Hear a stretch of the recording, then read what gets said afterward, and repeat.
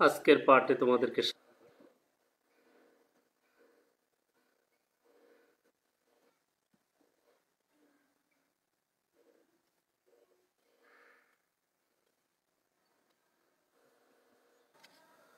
সপ্তম শ্রেণীর বিজ্ঞান বইয়ের দ্বাদশ অধ্যায়ের শেষ পাঠগুলো অর্থাৎ ৮, ৯ এই দুইটা পাঠ নিয়ে আলোচনা করব।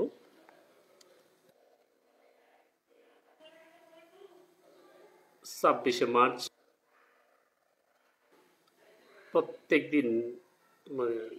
প্রত্যেক বছর কিন্তু এই দিনটি আসে, অর্থাৎ এই দিনটি প্রত্যেক বছর একবার আসে। একই দিন বারবার করে ফিরে আসে এবং পৃথিবীর যে আবর্তন সম্পর্ক রয়েছে, যেমন আগামী কাল 15ই আগস্ট, এটা আবার এক বছর পরে ঠিক 15ই আগস্ট এই দিনে একটা 15ই আগস্ট হবে। তো তদ্রূপ এক বছর পর পর এই দিনটা আসে আর কি, একটা দিন আসে। একই দিন এক বছর পর ফিরে আসার কারণ কি? সূর্যের চারদিকে পৃথিবীর ঘূর্ণন, পৃথিবীর বার্ষিক গতি। আজকে আমরা আলোচনা করব পৃথিবীর বার্ষিক গতি। আমরা গত ক্লাসে জেনেছি যে আহ্নিক গতির কারণে পৃথিবীর দিবারাত্রি হয়, এবং আজকে আমরা যেটা আলোচনা করব সেটা হচ্ছে পৃথিবীর বার্ষিক গতি। বার্ষিক গতির ফলে কি হবে আমরা পৃথিবীর বার্ষিক গতির ব্যাখ্যা দিতে পারবো, বার্ষিক গতির ফলে সৃষ্ট ঘটনা বর্ণনা করতে পারবো, বাংলাদেশের পৃথিবীর বার্ষিক গতির প্রভাব উপলব্ধি করতে পারবো। এবং এই সৌরজগতের অন্যান্য গ্রহের মতো পৃথিবীও প্রতিনিয়ত উপবৃত্তাকার পথে সূর্যকে প্রদক্ষিণ করছে। নিজ অক্ষে 24 ঘন্টায় একবার আবর্তনের সঙ্গে সঙ্গে পৃথিবী একটি নির্দিষ্ট পথে একবার সূর্যের চারিদিকে ঘুরে আসে। পশ্চিম থেকে পূর্ব দিকে পৃথিবীর এই পরিভ্রমণকে বার্ষিক গতি বলে। নিজ কক্ষপথে একবার সূর্যকে প্রদক্ষিণ করতে পৃথিবীর সময় লাগে 365 দিন 5 ঘন্টা 48 মিনিট 7 সেকেন্ডে একবার।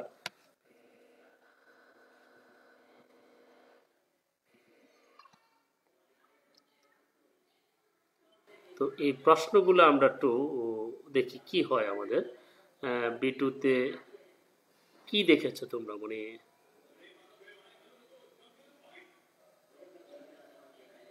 সূর্যের চারদিকে একবার ঘুরে আসতে পৃথিবীর কত সময় লাগে? এই সময়কে কি বলা হয়? পৃথিবীর এই সময়ের গতিকে কি গতি বলা হয়? মিলিয়ে দেখো এবং তোমাদের সাথে মিলে কিনা।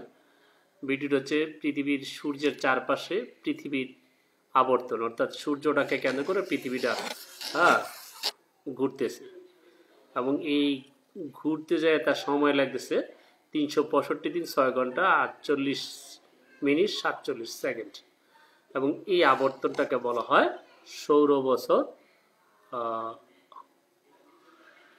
বা বছর বা এক বছর, এবং এই গতিটাকে বলা হয় বার্ষিক গতি। তাহলে আমরা আজকে ক্লিয়ার হলাম যে বার্ষিক গতি কি। এবার আমরা একটা কাজ করব, পৃথিবীর দূরত্ব অনুসারে, মানে সূর্যের কতটুক দূরে কোন কোন জায়গা অবস্থান করে তার একটা পরীক্ষা করব টেবিলে, এবং এই পরীক্ষাটা তোমরা বাড়িতে নিজে নিজে করবে এবং ডিটেলস এই পিকচারটার সাথে মিলিয়ে তোমরা করতে পারো, এবং সেটা আমাদের বইও বিস্তারিত দেওয়া আছে। তোমরা জাস্ট এটার সাথে মিলিয়ে একটু পড়বে। 131 পৃষ্ঠায় আছে পৃথিবীর অবস্থান, যে প্রথম দ্বিতীয় তৃতীয় এরকম করে একটা ভাগ করা আছে। তোমরা জাস্ট এটা পড়ে বিস্তারিত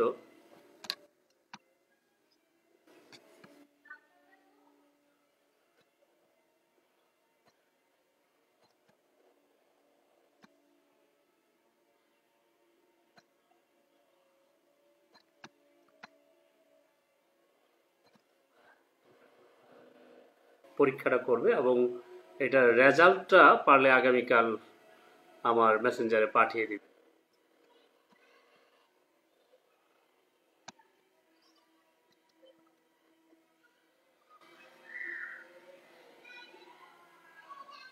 এবং এই প্রশ্নগুলোর উত্তর দেবে। প্রথম স্থানের কোন গোলার্ধে ছিল, উত্তর গোলার্ধে কি ছিল, দক্ষিণ গোলার্ধের প্রদক্ষিণ করেছিল এবং পৃথিবীর সাথে পিকচারটা ভালো করে দেখো এবং তার সাথে বইয়ের সাথে মিলিয়ে দেখো। যেমন 21শে মার্চ নাতিশীতোষ্ণ অঞ্চল, আমরা বইয়ের সাথে দেখি 21শে মার্চের ঘটনাটা লেখছে। পৃথিবীর 21শে মার্চ সূর্যের দিকে মুখ করে হেলে থাকে, তখন আবার পৃথিবীর সকল স্থানে দিন রাত সমান হয়। অর্থাৎ 21শে মার্চ তারিখে পৃথিবীতে দিন রাত সমান, 12 ঘন্টা একদম সমান সমান থাকে। এই সময় শীতও বেশি থাকে না, আবার গরমও বেশি পড়ে না। এই সময় আমাদের দেশকে বলা হয় বসন্তকাল। 21শে মার্চের পর পৃথিবীর আবার ঘুরতে ঘুরতে 21শে জুন তারিখে আগের বছর অবস্থান ফিরে আসে। আর 21শে জুন তারিখে কি ঘটে দেখো। 21শে জুন তারিখে বাংলাদেশের সূর্যের কিছুটা কাছাকাছি চলে আসে। এই সময় আমরা সূর্যকে আমাদের মাথার উপরে দেখতে পাই। এই সময় আমরা সবচেয়ে লম্বা দিন এবং ছোট রাত দেখতে পাই। অর্থাৎ 21শে জুন তারিখে আমাদের দিনটা হয় খুব বড় এবং রাতটা ছোট হয়। তখন খাড়াভাবে এবং লম্বভাবে সূর্যের আলো, সূর্যের তাপ পাওয়ার কারণে এই সময়টিতে এবং এর কাছাকাছি সময় বাংলাদেশের বেশি গরম পড়ে। তবে মৌসুমী বায়ুর প্রভাবে এই সময় বাংলাদেশের আষাঢ় শ্রাবণ মাসে প্রচুর বৃষ্টিপাত হয় বলে আমরা এই সময়কে বর্ষাকাল বলে থাকি। 21শে জুন আমাদের বর্ষাকাল। এই 21শে জুনে কিন্তু আমরা ওই বিশেষ করে গাছপালা লাগাই, কারণ বর্ষাকালে বৃষ্টিপাত বেশি হয় এবং গাছপালা তখন খুব ভালো হয়। 21শে জুন পৃথিবীর দক্ষিণ গোলার্ধে সূর্য থেকে দূরে অবস্থান করে, তাই দক্ষিণ গোলার্ধে তখন রাত বড় হয়, দিন ছোট হয়। ওই সূর্যের তাপ তীর্যকভাবে হেলে পড়ে ও দক্ষিণ গোলার্ধে এই সময় সূর্যের তাপ কম পায়। ওখানকার সময় শীতকাল। যেমন অস্ট্রেলিয়া জুন জুলাই আগস্ট এই 3 মাস শীতকাল হয়। তাহলে 21শে জুন বাংলাদেশের অবনতি এক ধরনের, আবার বাংলাদেশের আরেক পাশে অপোজিট পাশে 21শে জুনের যেটা দক্ষিণ গোলার্ধে সেটা কিন্তু অন্য ঘটনা ঘটে। তারপরে কিছু 23শে সেপ্টেম্বর নাতিশীতোষ্ণ অঞ্চল। 23শে সেপ্টেম্বরের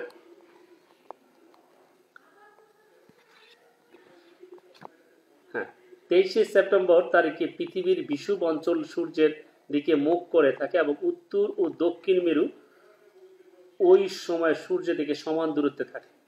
একটু খেয়াল করে দেখো, সূর্যের দিকে সমান দূরত্বে থাকে সেপ্টেম্বর 23 তারিখে, তাই পৃথিবীর উভয় গোলার্ধে দিন রাত্রে সমান থাকে।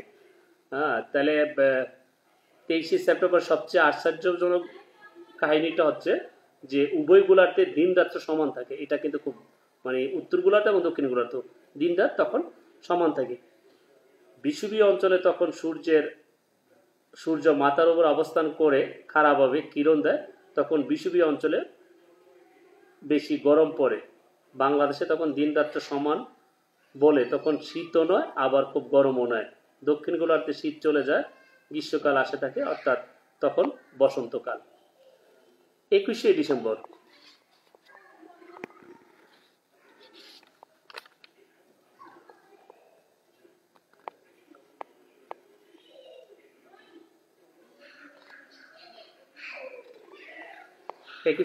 শীতকাল। আমরা এই পর্যায়ে নিই।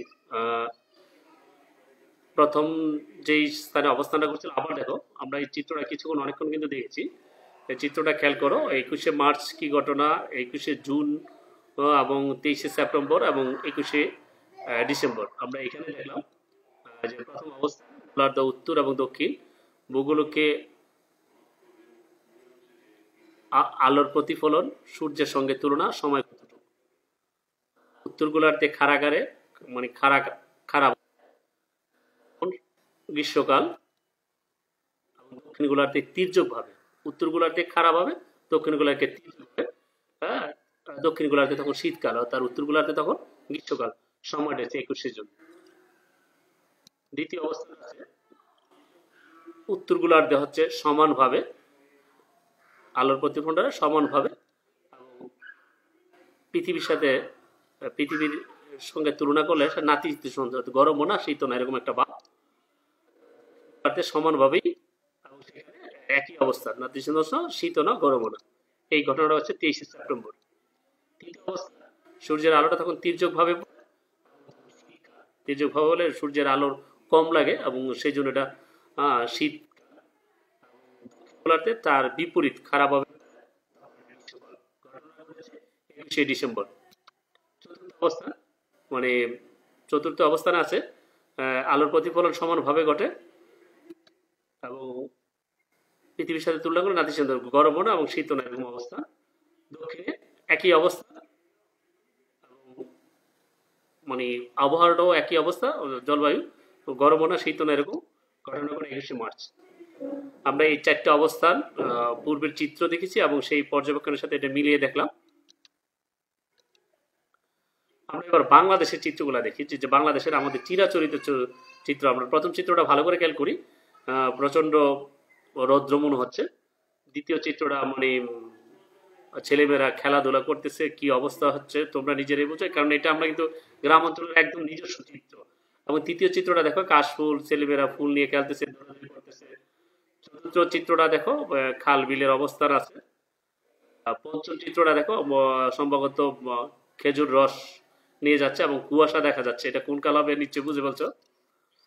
ষষ্ঠ চিত্রটা দেখতেছো, অনেক ফুল ফুটতেছে। তার মানে আমরা এই 6টা চিত্রের সাথে বাংলাদেশে খুবই পরিচিত। বাংলাদেশে 6টা ঋতুর দেশ, আমি এই 6টা ঋতুর চিত্রই কিন্তু এখানে খুব সুন্দরভাবে ফুটে উঠেছে। জাস্ট তোমরা যদি ইমাজিন করে এই চিত্রটির সাথে মিলে ঋতুগুলো মিলাও, আমার মনে খুব ভালো করে তোমরা বলতে পারবে। আর সূর্যের সাথে মানে এই চিত্রটির সাথে মিলে দেখো, তো প্রথম চিত্রটা গ্রীষ্মকালের।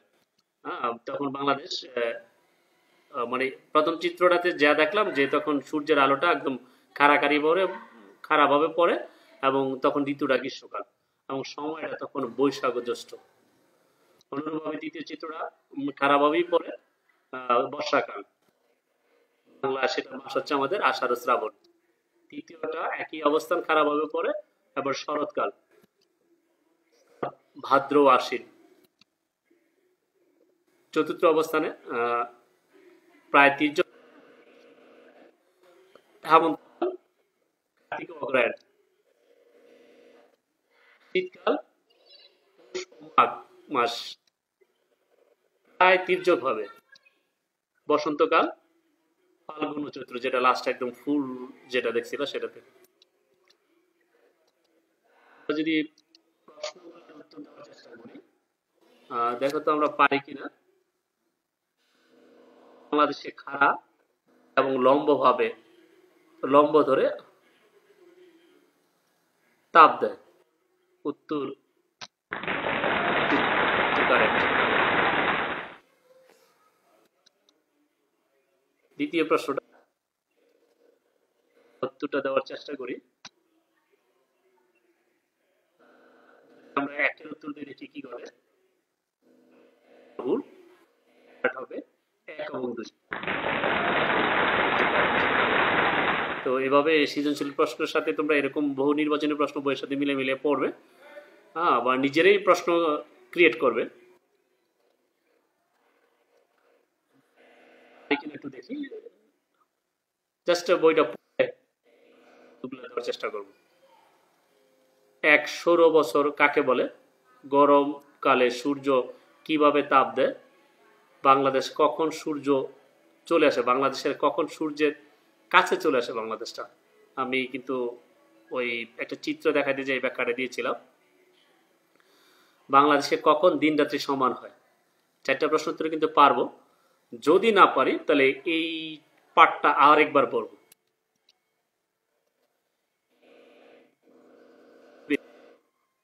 বছর বিষুবরেখা উত্তর গোলার্ধ, দক্ষিণ গোলার্ধ, লম্বভাবে তির্যকভাবে। তোমাদের একটা বাড়ির কাজ আছে, দিন রাত পর্যবেক্ষণ করে বর্তমান মাস কোন ঋতু ব্যাখ্যা করো। এই বাড়ির কাজটা করে আমাকে মেসেঞ্জারে জানিয়ে দিবে। আরো যদি কোনো প্রশ্ন থাকে, আমাদের এই দ্বাদশ অধ্যায়ের 3টা পাঠ আমি তোমাদেরকে এখানে দেখেছি, আজকে শেষ পাঠ। এই 3টা পাঠের পরেও যদি তোমাদের কোনো আরো প্রশ্ন থাকে আমাকে অবশ্যই জানাবে, ফোনে অথবা মেইলে অথবা মেসেঞ্জারে। ধন্যবাদ, ভালো থাকো, সুস্থ থাকো, নিয়মিত পাঠ তোমরা চালিয়ে যাও তোমাদের।